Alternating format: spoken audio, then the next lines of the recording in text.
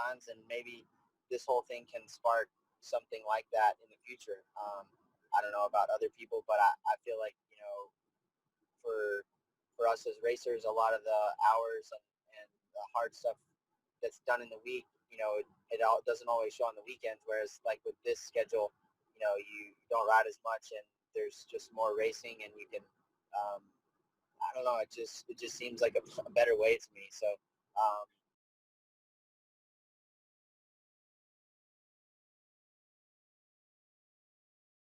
what chance does a privateer have?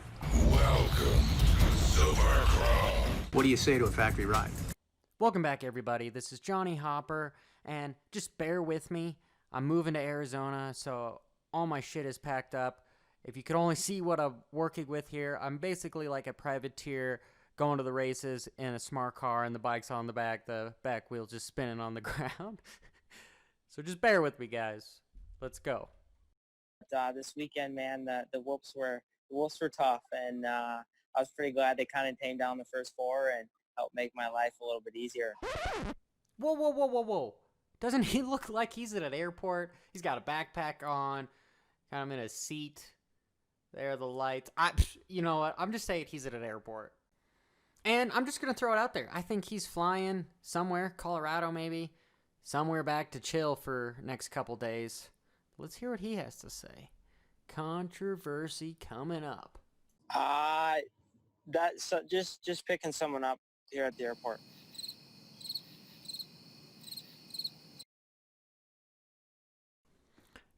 And if he is lying, I'm not sure why he would be lying and what there is to gain from not saying that you're going back home to rejuvenate and be ready for Sunday.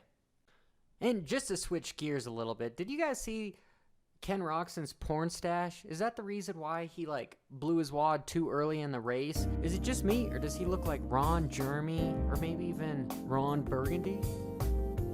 I see the resemblance. He had some of the fastest lap times, and then he just seemed to fall off. So let's take a closer look. So first off, because the lap times are so fast and the rules changed, as opposed to doing 20 laps, they're doing 20 minutes plus one. So now they're doing 27 laps.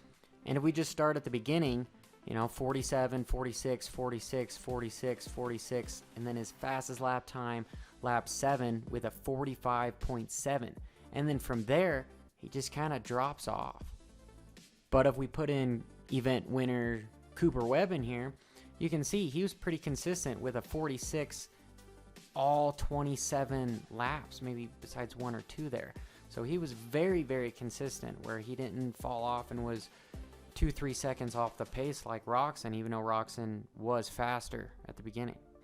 And then let's throw in Tomac's lap times in there. Yeah, I don't have the little Tomac on top of it. Guys, sue me. I'm trying to do a quick edit here. But it's interesting that his fastest lap time was after he got around Roxon on lap 9, 45.6. And his worst lap time was a 48.2, which was pretty close to Roxon's. And his average was a 46.4. While event winner Webb was a 46.5, and Roxon was a 47.4. So even though Eli was kind of all over the map, I think these longer races, they're not longer as far as time, but sheer number of laps, they're longer, with them being 27. I think this helps Tomac because he's used to coming through, catching you, and if he has more laps, well, it's kind of in a weird argument, more time to catch you. And that's why he's so hard to beat in motocross, because he's got 30 minutes plus 2 laps. He's got more time to beat you. And I also have good reason to believe that these guys are taking oxygen before the main event, just to get more oxygen into their blood so that they can push harder. I don't know what's going on with Roxon. I think there's some underlying condition that I've been talking about all summer long, and especially last year during the Nationals. So yes, to answer your question, do I think some people are cheating? Oh, absolutely. There's behind closed doors, you'll never know. You'll never know. So I live at elevation, and I've ridden in it my entire life, and I know what I do for the bikes is I run half race gas, half pump gas, just because we don't make as much horsepower up here because we have something like 18% less oxygen. And we also lean the out of the bikes because we don't want to drown the motors with a bunch of fuel that it can't use. It'll just go brrrr. And we saw proof of this with these guys having a hard time to get through, especially the 250s, stay on top of the whoop section because it was an extremely long whoop section and running out of power. Usually these factory bikes can stay on top. I mean, if you watch the LCQs, they really struggled. But even some of the factory guys struggled. Besides Malcolm, I thought it was kind of his night because of the long whoop section, but he ended up getting a bad start, and we know that the dude, if there was ever a time for him to get on the podium and win, would have been with this long whoop section. And it was cool for the TV cameras to finally show that these guys are using tire warmers. Dude, it's a metal gate. It's obviously going to help if your tires are warm to get a better start. No brainer. And then I'm just going to start being all over the place, guys. And yeah, again, forgive. I will do better job with presenting these videos once I'm actually in a home that has shit unpacked and I have more time. Because I need time to do this. Because my thoughts are like a bull in a china cabinet. They're just all over the place. So I think some of the factory teams have got their traction control with their ECUs. Nobody can have them. These bikes are working well. Some of the privateers are probably struggling with things like that. I know Chaparral Honda, seems like those guys are dropping like flies. I mean, maybe you guys know a reason. I can suspect a reason, but we can never be 100% accurate until you hear it from the horse's mouth. So there's that.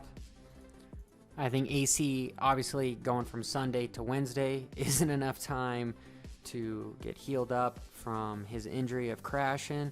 Yeah, I guess it's enough time, 48 hours, to build a new Supercross track, which is cool. I was surprised that they could do that because the track was way more technical. But again, we're in Utah. There's not a whole lot of moisture, so these guys were able to scrub pretty much off of every jump. There's no ruts leading up there.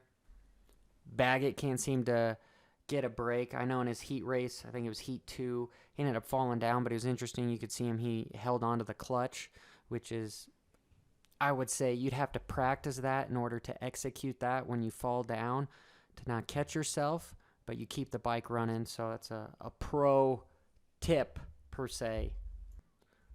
I thought that Zacho did a great job of cutting off Webb in the whoops. He was going from left to right every lap so that Webb couldn't get by him.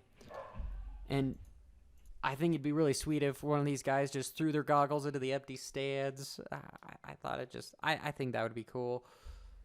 With as much racing as these guys are doing, I don't know if it's going to hinder these guys for outdoors. I know they're going to take about another 2-3 weeks before outdoors, but this is just a lot of racing, a lot of riding, a lot of laps turning, a lot of chances for injury for these folks. So we'll see how the season goes. But hey, next video I'm going to make, guys, I will be in my studio, Arizona, be able to see my beautiful face again. So until next time, this is Johnny Hoppa. Bro.